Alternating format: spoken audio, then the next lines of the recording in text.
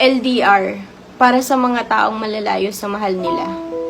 Malayo man sa isa't isa, pero hindi yun magiging hadlang para sumuko at iwanan mo siya. Maraming tukso sa paligid, lalo na pag malayo yung mahal mo. Pero dapat, mas piliin mong maging totoo tapat sa kanya kaysa magpadala sa tukso ng iba.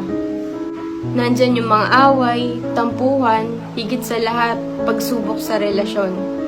Pero hindi yun magiging hadlang para sumuko kayong dalawa. Kahit gaano kalayo sa isa't isa at sobrang layo ng distansya, ang mahalaga, parehas yung pinaglalaban yung isa't isa.